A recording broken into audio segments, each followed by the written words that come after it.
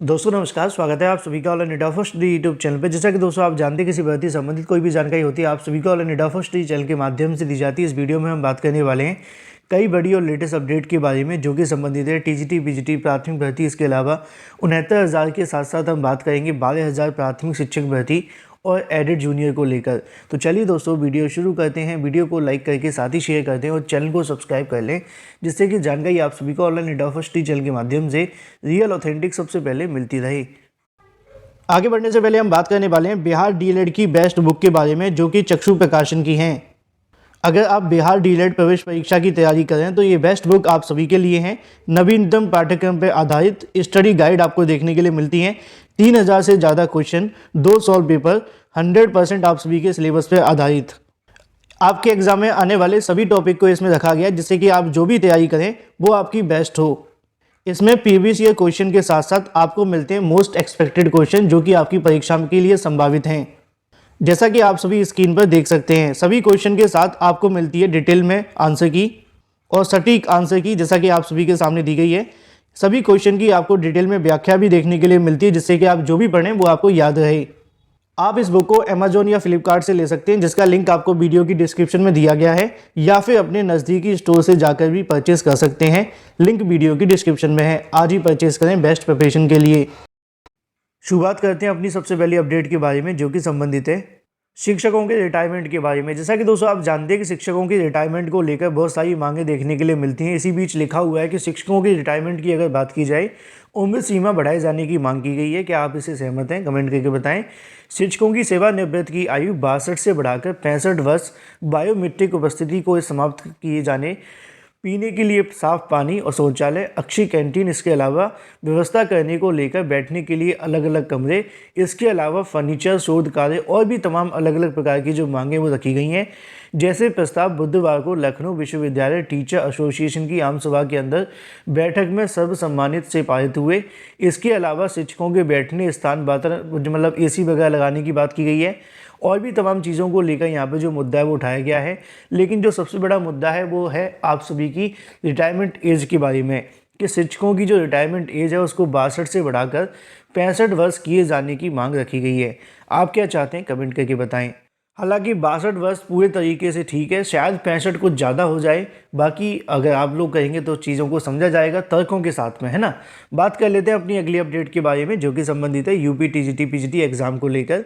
UP TGT PGT exam date घोषित न होने से अभ्यर्थी खासे परेशान है। पिछले अगर बात की जाए 8 महीनों से छात्रों ने सब कुछ देखा, लेकिन टीजीटी पीजीटी एग्जाम डेट को अभी तक नहीं देखा है। इसी के संबंध में अभ्यर्थियों के माध्यम से चयन बोर्ड के सामने लगभग 10 से 15 दिन तक धरना प्रदर्शन चला। पूर्व कैबिनेट मंत्री ने आकर धरना प्रदर्शन तो खत्म करवा दिया, लेकिन परीक्षा की तारीख और इसके अलावा पद बढ़ाए जाने को लेकर कोई भी फैसला नहीं हुआ। आज एक बार फिर से कहीं ना कहीं टीजीटी पीजीटी एग्जाम के लिए पत्थर गिरजा घर पर जाकर अभ्यर्थियों के माध्यम से प्रदर्शन किया जाएगा और टीजीटी पीजीटी 2022 की भर्ती की एग्ज़ाम डेट घोषित कराने के लिए या फिर तदर्थ शिक्षकों के पदों को बढ़वाने के लिए मांग रखी जाएगी। देखना ये होगा कि आज होने वाले प्रदर्शन के बाद से अधिकारी, इसके अलावा अगर बात करें यहाँ पे जो भी प्रशासनिक अधिकारी होते हैं वो क्या आश्वासन देते हैं और भर्ती के अंदर क्या प्रभाव पड़ता है। क्योंकि आप जानते हैं कि अभ्यर्थी तो अपनी तरफ से कोशिश करें धरना प्रदर्शन करके, लेकिन चयन बोर्ड और सरकार की जो मंशा है वो टीजीटी पीजीटी के लिए ज़्यादा अच्छी नहीं है, जिसके चलते इस प्रोसेस में कोई भी बदलाव आपको देखने के लिए नहीं मिल पाता। जो भी अपडेट रहेंगी देर शाम तक आप सभी को वीडियो के माध्यम से दे दी जाएगी टीजीटी पीजीटी को लेकर। इसी के साथ हम बात कर लेते हैं अपनी अगली अपडेट के बारे में जो कि संबंधित है प्राथमिक शिक्षक भर्ती के बारे में, जो कि आदेश दिया गया कि भाई 17 मार्च तक इसको शुरू कर दिया जाए। साथ ही 69,000 शिक्षक भर्ती के अतिरिक्त कॉमन नंबर के बारे में। 69,000 शिक्षक भर्ती खत्म होने का नाम नहीं लेती है। जैसे ही 69,000 शिक्षक भर्ती में कुछ खत्म होता है फिर नया कुछ न कुछ शुरू हो जाता है और इसकी गलती है अधिकारी सरकार की लापरवाही, आनन फानन में इस भर्ती को पूरा करना। और आज तक इसके अंदर कोई ना कोई नया मोड़ आपको हर दिन देखने के लिए मिलता रहता है।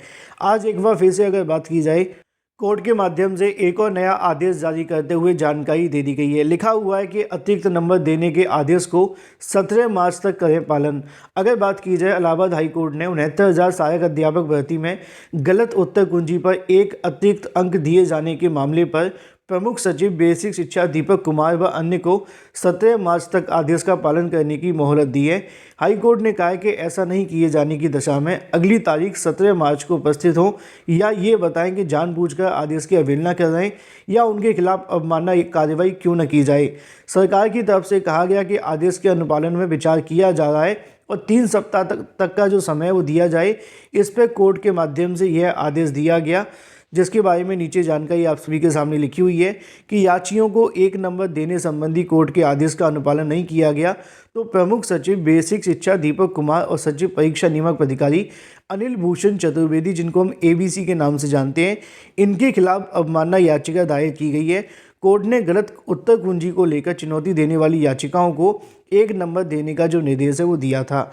अब मामला क्या है वो आपको थोड़ा सा डिटेल में समझा दूं। मामला ये है कि 69,000 शिक्षक भर्ती में हाई कोर्ट, डबल बेंच और सुप्रीम कोर्ट के माध्यम से कहा गया था कि अतिरिक्त 1 नंबर कॉमन दे दिया जाए। अब इस 1 नंबर को लेकर ही विवाद है, मतलब विवाद तो खत्म हो गया है लेकिन सरकार इस विवाद को खत्म नहीं कर रही है और इनको नौकरी नहीं दे रही है। अब इसी के संबंध में हाईकोर्ट के माध्यम से कहा गया है कि प्राथमिक शिक्षक भर्ती प्रक्रिया 17 मार्च से शुरू कर दी जाए और इसके संबंध में आदेश भी उन्होंने जारी कर दिया है। अगर वो ऐसा नहीं करते, 69,000 प्राथमिक शिक्षक भर्ती को 17 मार्च तक शुरू नहीं करते हैं, तो जो यहाँ पे सचिव और इसके अलावा जो PNB सचिव हैं, इन सभी को उठाकर जेल भेजा जाएगा। चलिए बात कर लेते हैं अपनी अगली अपडेट के बारे में, जो कि संबंधित है गुड न्यूज़ के बारे में। आपको 2 गुड न्यूज़ देखने के लिए मिलेंगी। पहली अगर बात की जाए तो वो संबंधित है 12,000 प्राथमिक शिक्षक भर्ती के बारे में और दूसरी संबंधित है एडेड जूनियर शिक्षक भर्ती को लेकर, क्योंकि आप जानते हैं दोनों ही भर्तियां काफ़ी लंबे समय से लटकी हुई हैं और अंततः अब इसको लेकर खुशखबरी आ गई है। तो दोस्तों यहाँ पे आप सभी को देखने के लिए मिलेगा, अगर बात की जाए शिक्षक प्रधानाध्यापक भर्ती विवाद 1 हफ्ते में हल होगा, लिखा हुआ है। अगर बात की जाए सरकारी प्राथमिक विद्यालयों के अंदर सहायता प्राप्त जूनियर हाई स्कूल शिक्षकों के प्रधानाध्यापकों के 7,842 पदों में भर्ती अड़चनों के 7 दिनों के अंदर पूरी हो जाएगी या फिर दूर हो जाएगी। अब यहाँ पे पदों की संख्या इतनी लिखी है, इसको लेकर कंफ्यूज मत होना, मैं आपको समझा देता हूँ। उत्तर प्रदेश के अंदर 22,460 पदों पर प्राथमिक शिक्षक भर्ती निकाली गई थी, जिसमें से 5,948 पद आज भी खाली हैं और जूनियर एडेड शिक्षक भर्ती जिसके 1894 पदों पर भर्ती का विज्ञापन निकाला गया था और आज तक इस भर्ती को शुरू नहीं किया गया था। अब इसी के संबंध में क्या मामला है वो आप जानते हैं। मैंने आपको कई बार बताया था कि अधिकारी हर बार नई तारीख देते हैं लेकिन उन पर विश्वास नहीं कर सकते हैं। लेकिन अच्छी बात यह है कि अब एडेड जूनियर को लेकर कोर्ट केस खत्म होने वाला है और मैंने आपको बताया भी था जिस दिन कोर्ट केस खत्म होगा उसके बाद में एडेड जूनियर शिक्षक भर्ती की रफ्तार तेज हो जाएगी। लिखा हुआ है कि 1894 पदों के लिए विवाद हाईकोर्ट में लंबित है। दोनों ही मामलों को लेकर अंतिम सुनवाई अगले सप्ताह के दिनों के अंदर होनी है। जूनियर शिक्षक भर्ती की अगर बात की जाए तो 3,049 एडेड जूनियर हाई स्कूलों के अंदर 390 प्रधानाध्यापक और 1,504 सहायक अध्यापक भर्ती की राह खुलेगी। इस भर्ती के परिणाम को लेकर कुछ अभ्यर्थियों ने हाईकोर्ट में याचिका दाखिल की थी। इस मामले की अंतिम सुनवाई गुरुवार को हाईकोर्ट में होनी है। यदि कोर्ट से हरी झंडी मिल जाती है तो रिक्त पदों में भर्ती के लिए आवेदन प्रक्रिया बेसिक शिक्षा विभाग की ओर से शुरू कर दी जाएगी। अधिकारियों ने ऑनलाइन आवेदन के लिए NIC से बात भी कर ली है और 17 अक्टूबर 2021 के आयोजित लिखित परीक्षा के परिणाम 15 नवंबर 2021 को घोषित हुआ था। हाई कोर्ट के आदेश पर 6 सितंबर 2022 को संशोधित परिणाम भी जारी कर दिया गया और अब ऐसे में जब नए परिणाम के अंदर अभ्यर्थी सफल हुए तो जो अभ्यर्थियों की संख्या है 45,000 से घटकर 42,000 रह गई। तो दोनों ही मामले खत्म हो सकते हैं। पहला 12,000 प्राथमिक शिक्षक भर्ती और इसके अलावा एडेड जूनियर शिक्षक भर्ती, दोनों ही छात्रों के लिए अच्छी खुशखबरी है। और 12,000 के अंदर क्या विवाद है वो यहाँ पे लिखा हुआ है कि 12,460 सहायक अध्यापक भर्ती के अंदर तकरीबन 5 साल से यहाँ पे कहीं ना कहीं शून्य जनपद का विवाद का निपटारा 13 फरवरी को होने की उम्मीद है। इस भर्ती में प्रदेश के 75 में से 24 जिलों में एक भी पद रिक्त नहीं था। इन 24 जिलों के अभ्यर्थी किसी भी एक अन्य जनपद में आवेदन की छूट दी गई थी।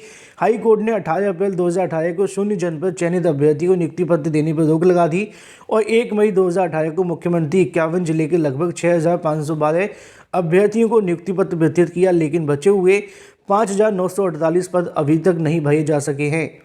और इन दोनों को लेकर आने वाले कुछ ही दिनों के अंदर आपको बड़ी चीज़ देखने के लिए मिल सकती है। फिलहाल इस वीडियो के माध्यम से इतना ही। वीडियो को लाइक कर दें, साथ ही शेयर कर दें और चैनल को सब्सक्राइब करके बेल आइकन को अवश्य दबा लें। मिलते हैं अगले वीडियो में। Till then take care, tata bye bye.